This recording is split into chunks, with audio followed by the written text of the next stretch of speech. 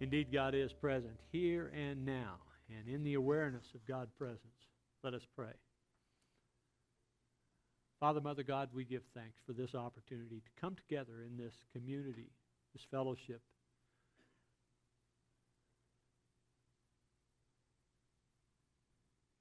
As we arise in our awareness to the presence, the loving presence of you, we feel our hearts open.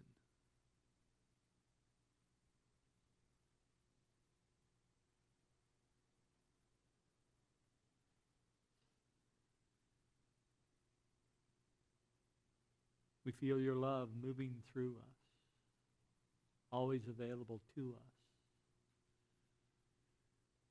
to the extent that we desire.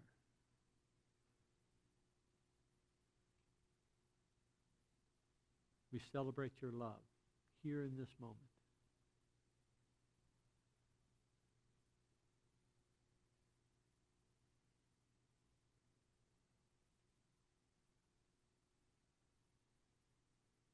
And then in this state of an open heart, we welcome in all of those who are in pain, all of those who are struggling, all of those who have been flooded, all of those who have been maimed, and all of those families that are suffering from the loss of loved ones. We welcome them into our hearts right now.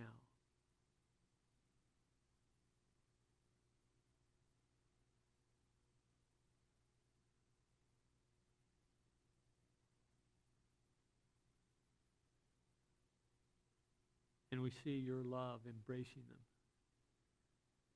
penetrating them, lifting them. And even in the pain and sorrow that befalls them, we see your love begin the healing process.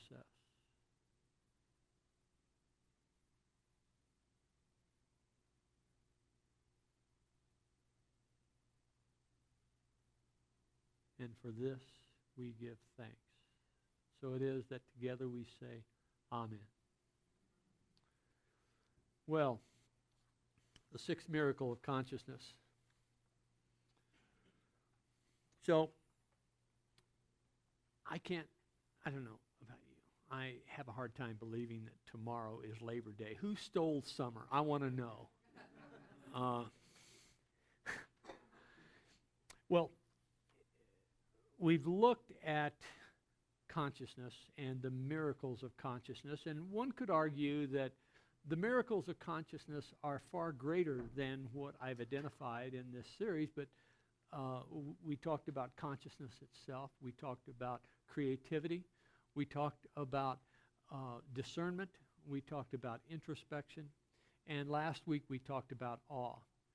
Before we leave the topic of awe, as you know, I'm on a bulletin board of astrophotographers.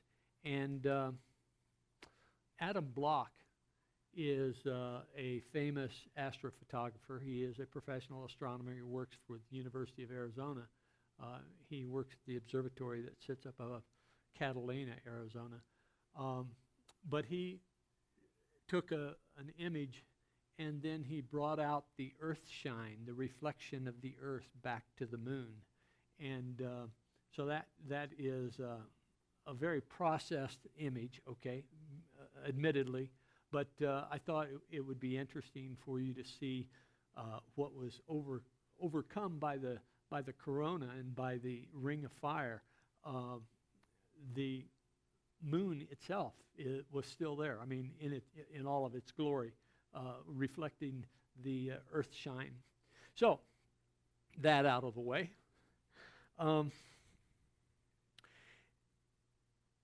One could reasonably argue that these miracles that I've identified of consciousness are fewer than the ones that really are. My intention in this series was to bring us into an awareness and appreciation of the things that we often overlook. to have a daily celebration of life and to realize that the celebration itself is a result of consciousness, right? I mean, we can't imagine a stone celebrating consciousness, although there is a theory that the stone does have consciousness. Until the stone speaks to me and I'm not on drugs, I'll just take it that the stone may or may not have consciousness. Okay, so we have then an opportunity to celebrate the many aspects of our lives, not the least of which is our ability to celebrate in and of itself. Today, I'd like to talk about compassion, and I'd like to end the series with this topic because next week we're going to begin our fall series on healing of our country, healing of our communities, healing of our families as a result of this very polarized atmosphere that we've been living through here for the last year and a half. So, compassion. Compassion is interesting in that we all think we have it, and to one extent or another, we do. Compassion, it turns out, begins with birth. And compassion, one definition of compassion, is a feeling of deep sympathy and sorrow for another who is stricken by misfortune.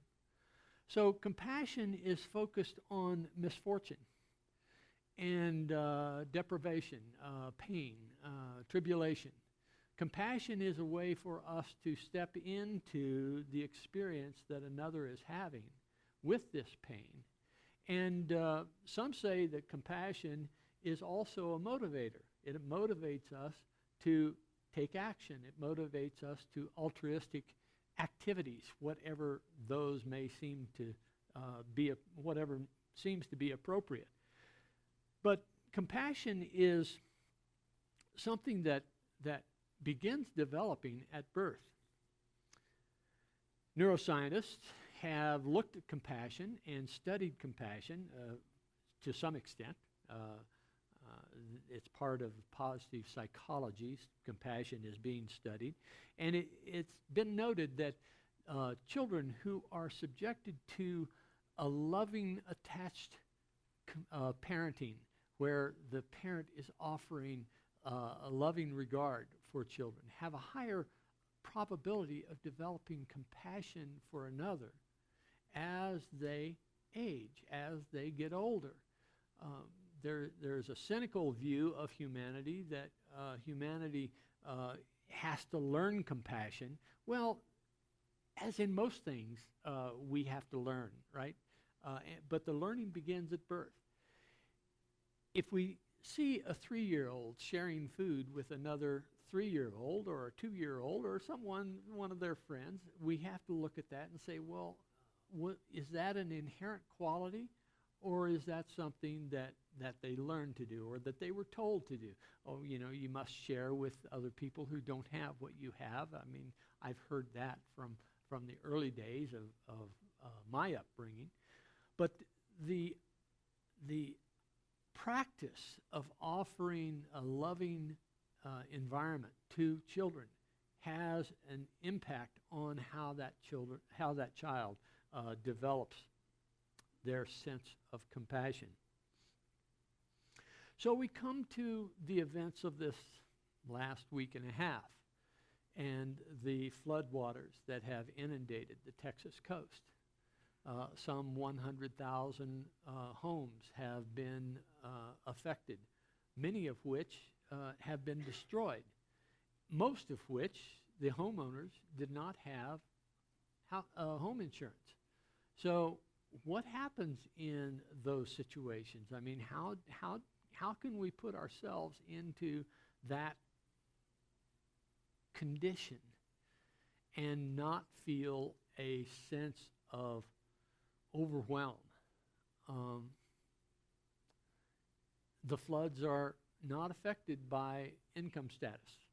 The $1 million homes and the $50,000 homes we're all equally affected. Some would say, well, those who own the million-dollar homes are more have more economic resilience to be able to recover, and that may in fact be true. But nonetheless, we look upon that disaster and our hearts open. You know, how can I help?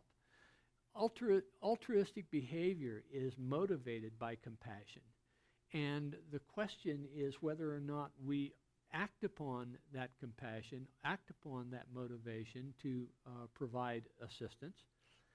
And then the question becomes, well, okay, 100,000 homes were affected, some across the coast area. You know, I thank you. Somebody replaced the water that I gave to the plant. Some 50 lives have been affected, have occurred, and some million lives have been affected. But are you aware of the flooding in South Asia? The flooding in South Asia that has been going on since June, has affected some 41 million people across the shaded areas there. Over a third of Bangladesh is underwater, and the rains are still falling. And those rains are moving across this way and will be affecting Pakistan soon. So South Asia is undergoing a huge inundation that has been going on for several months. Some 1,200 people have lost their lives. Some 8 million homes have been flooded. Depending upon how you measure the impact or the severity of the flood, we have some 80 times the number of homes that have been affected in South Asia, some 25 times the number of deaths that have occurred on the South Texas coast. And I don't know, how many of you have heard of this? Yeah, about half of us, okay? Turns out that according to CNN, the world's media has been focused on Houston, but not on this. So what's the difference? These are still people, right? These are still families, loving families, whose lives have been disrupted. Floods have been going on since June. Now you could say, well, it's primarily agricultural. You know, it's not built up civilization with plants, chemical plants that explode and that sort of thing. So they're used to it. Well, ask them.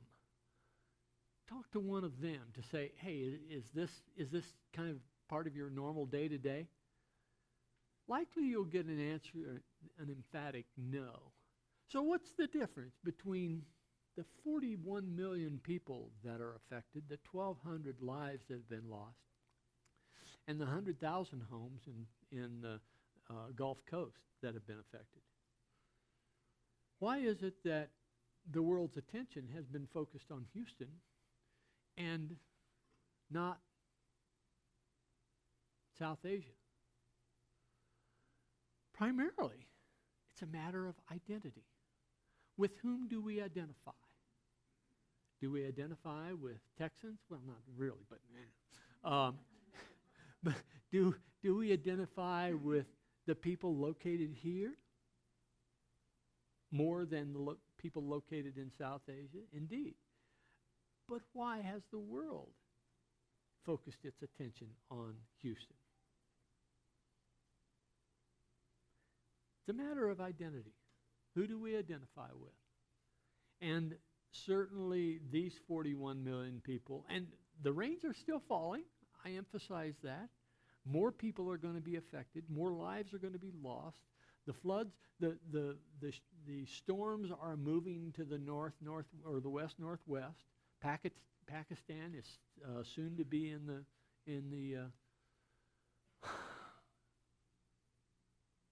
the danger zone. So compassion is something that that arises beginning at birth, develops over time depending upon the extent to which we are nurtured and embraced by this concept of compassion. And there is much pain that is going on there. So, compassion is something that has been discussed for ages. In the 19th century, Kant and Schopenhauer, two philosophers of the time, had different views on compassion. Kant looked upon compassion and saw it as something that gets in the way. Schopenhauer looked at compassion and saw it as the basis of morality, neither Kant nor Schopenhauer looked upon religion to see religion as having anything to do with morality. That morality for Schopenhauer arose from this sense of compassion. Morality to Kant came through reason. It came through attention to duty, to duty as a human being. And so one could look at Kant's philosophy and say, well, that's kind of cold-hearted. And look at Schopenhauer's philosophy and say, well, I've never heard of the guy. But Schopenhauer actually, I think, has a better sense of how morality arises. Morality arises and then religion embraces it. So we look upon morality as something that precedes religion or stands apart from religion, that religion does, in fact, embrace. And if we look at the Christian tradition, we see that indeed there is a morality that is associated with the Christian tradition. But Schopenhauer, and I agree, arises not because of Christianity, but, if you will, in spite of Christianity. And there are some who would say that,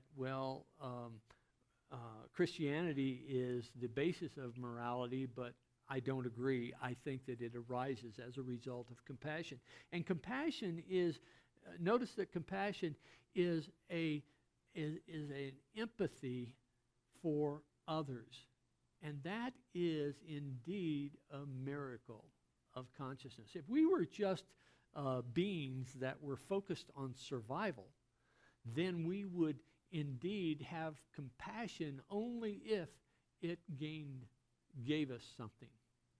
It turns out that we are wired, though, for compassion, because in the compassionate act, we are rewarded. We are rewarded. There is a study of brains showing which parts of the brain become active as we engage compassion, as we sense compassion, and as we respond to compassion. And that is something that crosses the boundaries of language.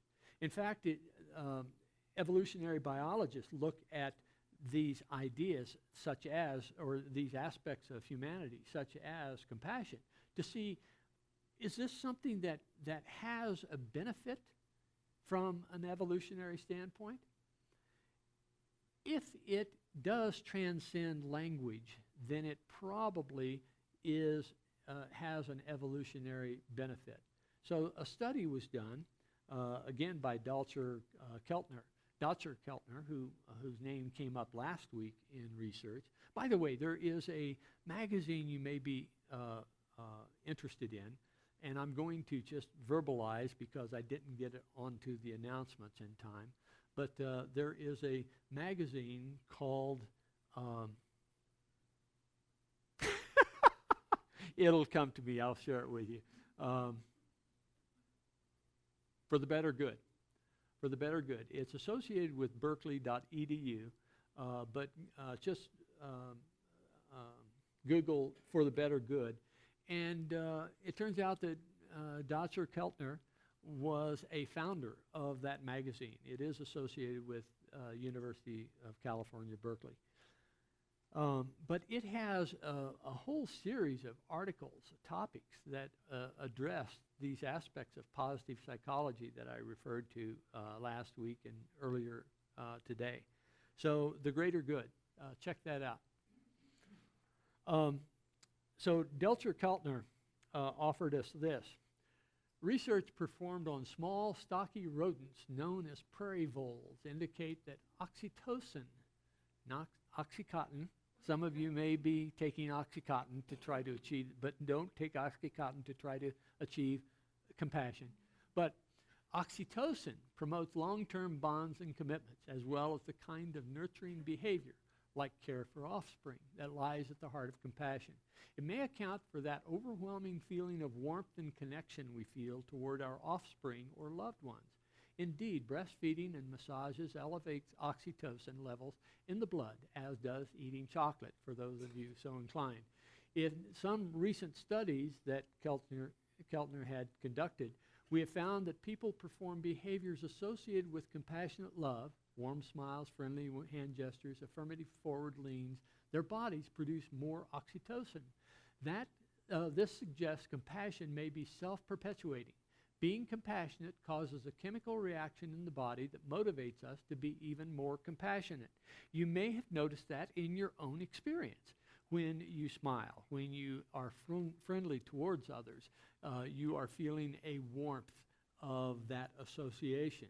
And that is because, according to Keltner, that is because what you're doing with those warm smiles and those friendly gestures and that outgoing embrace, if you will, of others, what you're doing is you're actually producing oxytocin in your brain, flooding your autonomic nervous system, and that has the effect of allowing you to be even more compassionate. You know how from time to time we have this loud noise that emanates from our speakers because of a feedback loop? Feedback loop being one of the microphones picking up the sound of the speaker and it being amplified again, and so on and so on and so on until it becomes unbearable. Well, that same kind of feedback loop occurs in this oxytocin production as you practice compassion, as you feel compassion, as you express yourself in a friendly, loving manner. What you're doing is you are building this oxytocin in your bloodstream. And that is an important thing to recognize. Why is it then that we have a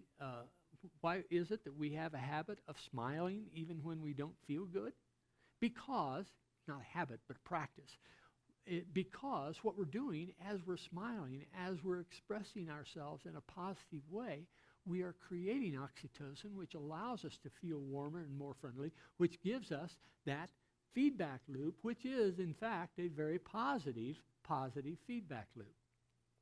So Keltner offers us this study that shows that oxytocin does, in fact, increase as we are friendly and as we allow ourselves to embrace.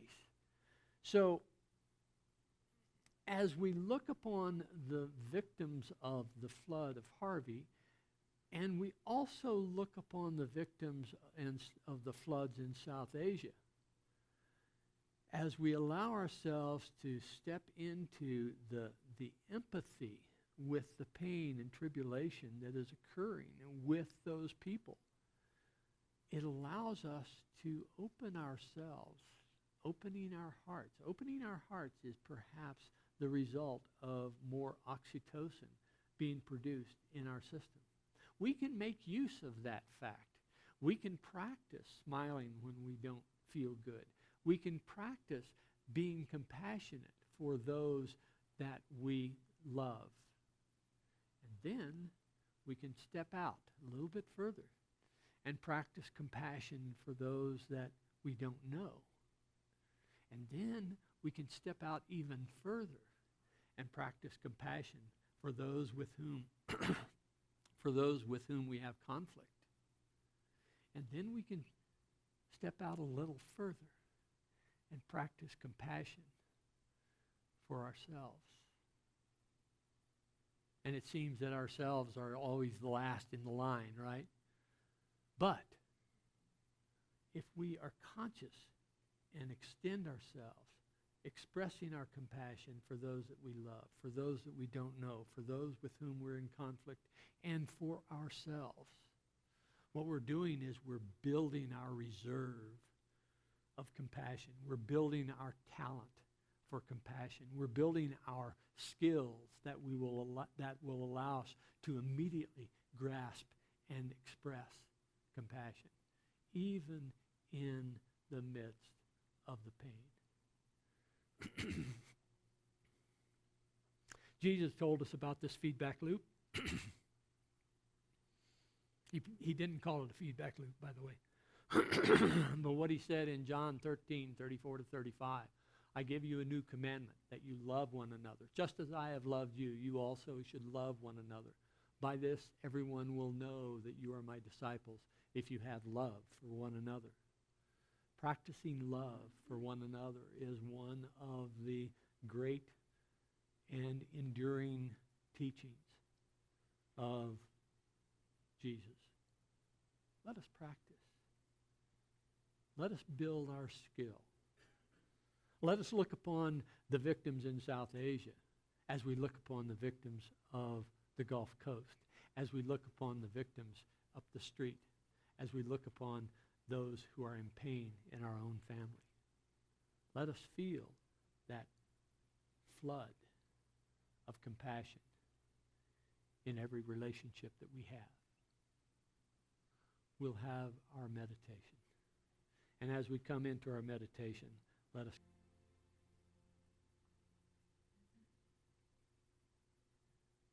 as we open ourselves in this quiet moment to the inflow of the love of God, feeling that unconditional love move through us, filling us.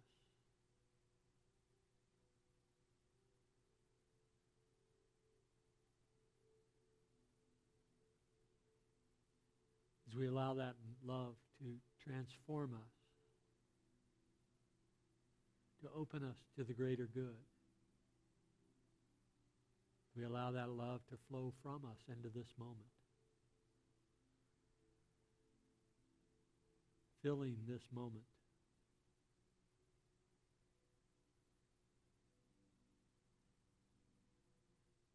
Allowing that love to touch each and every one in this moment. Not just in this room, but in this community, in this country, on this planet.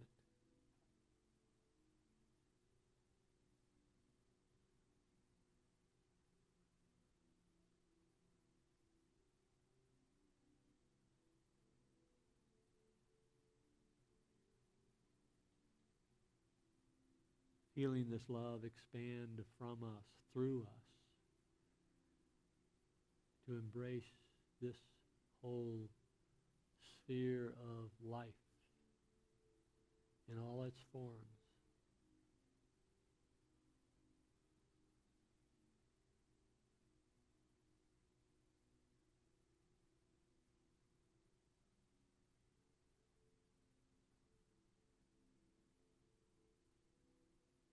We celebrate that we are playing a part, perhaps a small part, but nonetheless a significant part of being the conduit of love into this world. We are the emissaries of God. We are the expressions of God. And in the celebration of that expression, we give thanks.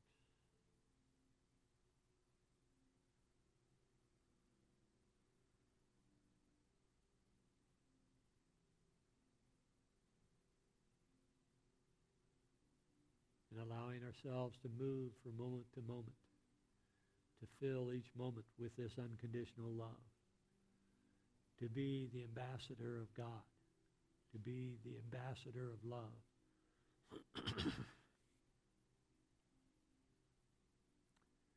We are blessed.